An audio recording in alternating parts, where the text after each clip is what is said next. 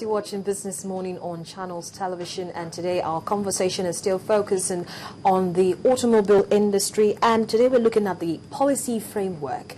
Well, we know that last week the Federal Executive Council actually passed a new automotive policy, and today on the program to look at that is to talk about this rather, is the Director General of the Nigeria Automotive Council, Aminu Jalal, and the Managing Director of Von Nigeria Limited, Tokumbo Aromolaron. Thank you so much for joining us this morning on the program. Welcome. Thank you very much. Well, I mean, I'm going to start with you because it is a government policy, and there must have been a reason why it came up. But just so we know, what's this new policy all about? The new policy is a comprehensive, long-term development program for the Nigerian automotive industry. The reason government wants to develop this policy are many, but I'll just enumerate a few. First is that any modern economy obviously needs vehicles to move. Either we produce or we import. We have been importing these vehicles, and already vehicles are the second major user of foreign exchange in Nigeria, after boilers, machinery, and other manufactured goods. And it's set to continue that in future, it may even be the largest user of foreign exchange, and this can cause a crisis in the long run. Last year, according to the United Nations Conference on Trade and Development, Nigeria spent $3.45 billion to import vehicles. In fact, 2010, it was even $4.1 billion. So if we do a lot of this locally, we can save a lot of that money. The second one is jobs. Okay. Because if you are buying, you are creating jobs overseas. But if we do assembly program initially, then later local content, we create a lot of jobs. And then the technology to do these parts and components will also translate into other aspects of our Nigerian economy. For instance, manufacture of trucks and buses, the same technology you use for military hardware, tanks, troop transport, artillery. For the manufacture of vehicles and motorcycles, it's also the same technology used for other household gadgets and other industrial equipment. Okay, so, but correct me if I'm wrong. We've had the automobile industry for a very long time. Yes. Hasn't there ever been a policy before now? Yes and no. I will explain. When we started, we signed the partnership agreements with Fujo and Volkswagen in 1972 to establish Fujo plant in Kaduna and Volkswagen in Lagos. We started operation in 1975. There was no policy. It was just an agreement, technical partnership agreement. Later in 1975, we signed an agreement to establish Mercedes-Benz and Namco, Steyr at Bauchi, NTM at Lagos, and Leyland at Ibadan.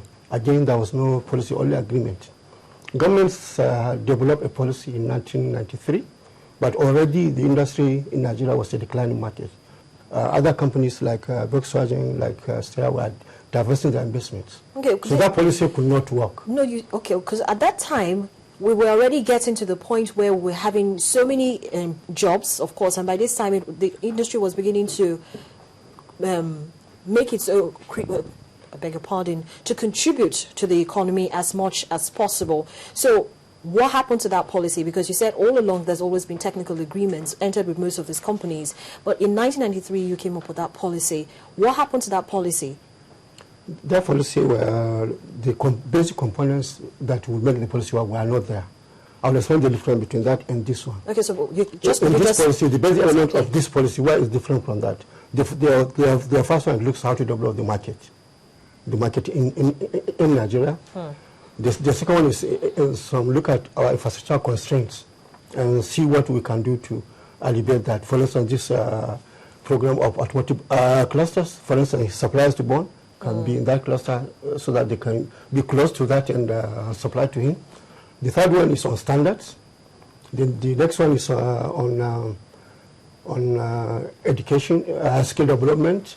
There's a program for anti-smuggling measures. There's a program for local content. So does this policy, elements were not there. Okay, so does this policy now have, does it include technological transfer? Of course. Okay, now I'm going to come to you, Tokumbo. This new automotive policy, what's the manufacturer's take on it? This policy would enable us to compete with imported items. What's happening is that the fundamentals are always against us, and it has been very difficult to produce vehicles locally and be viable. The industries that died in the 1980s were because they could not compete with imported vehicles, because a lot of the infrastructural requirement and a lot of ingredients you require to build a viral automobile industry was not available.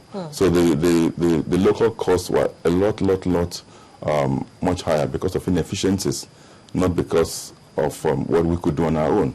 There were constraints imposed by the environment. If there was no power supply, if the roads were not motorable, if there was no capacity, there was no way that you could produce vehicles competitively. Okay, but you see, according to, he says that we had policy agreements, we had technical agreements rather, and not strong policies, which didn't come out until 1993. Now, how was it like operating in that kind of environment? Well, most of those so-called agreements were one-on-one agreements between the production company and the licensor from abroad with respect to specific product lines. They were not comprehensive industry-wide measures that ensured that we could protect local production.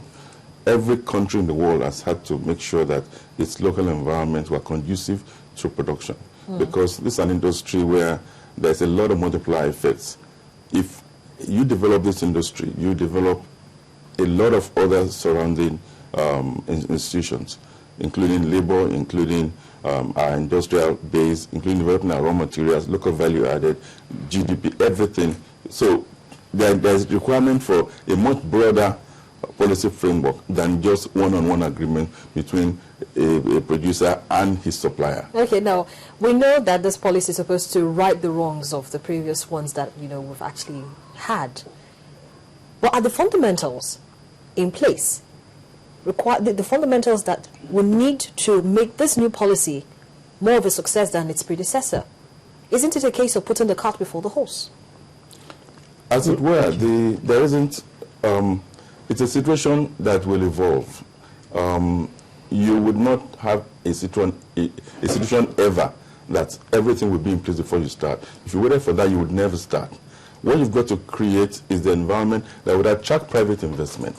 It's going to be private people putting their money at risk. Now, they assess the risk. If the risk is such that it's within their control, it's no more in the outer environment, then they will take the lead. We're required to develop feeder industries to the automobile sector. And what this policy has done is to create the environment that's attractive to OEMs and other possible small-scale manufacturers to bring their money into the system, because they can see a stable environment, they can actually calculate their risks, they can work out their costs and see that it makes sense. Okay. Now, we have the raw materials in this country to develop a lot of the components that we require. We have steel in this country. We have a very viable petrochemical industry. And what we need to do is to attract entrepreneurs to invest their funds in these ventures, knowing that the government has protected them to an extent that in a very long-term project is not made wasted just because things change midway. Okay. That's what this policy does. Create an environment where you can invest your funds. So, Aminu, looking at this now, is this going to be more private sector driven?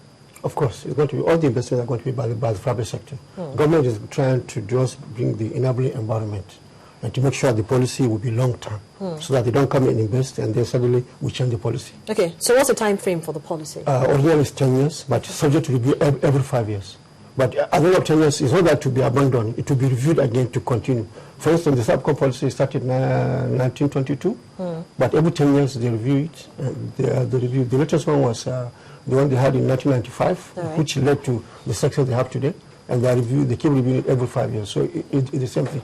It's a long-term policy because auto industry is long-term. They invest for the long term. They don't come after 5 years and go. No. If they're in the country, they do invest for a very, very long time. We know that when these companies actually came to Nigeria, they were assemblage plants, just like Volkswagen, now Von, is supposed to be an assemblage plant. Why do we always have to have an assemblage plant? Why can't we have a company that will fabricate these components, all the components that are going to be necessary or going to be needed to put a car together? Why can't we have such factories here in Nigeria? It's the dynamics of the industry. For instance, the OEMs like Toyota, GM, and so on, essentially they do design and assembly. They only produce about 30% of the car. The rest they buy from small and medium enterprises. Locally? Locally, usually locally. Though there are some items like airbag, where the whole world you have only about 5 or 6 manufacturers. So you have to buy from them, so specialized items. But majority is local. So what this policy is that in the first 2 years, it will attract the investors to come and set up assembly plants. Then after that, within even the 2 years, before years out, there will be some steps taken to encourage local investors to come in.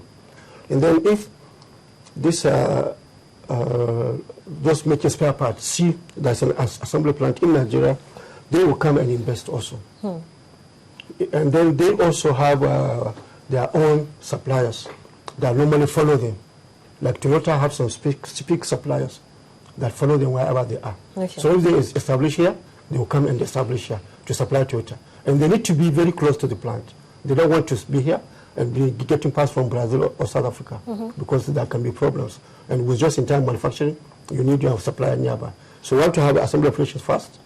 Then when it's viable, there's enough market, then local content can come in. Okay, so why can't we do it, first of all, to try to develop our local content before we begin to open the markets up to assemblage plants like Vaughan and the rest of them to come in?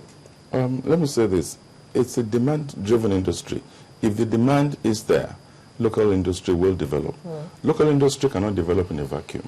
If you want to make components of the vehicle, if there's no off-taker, you don't want to put your money in it. So what's happening is that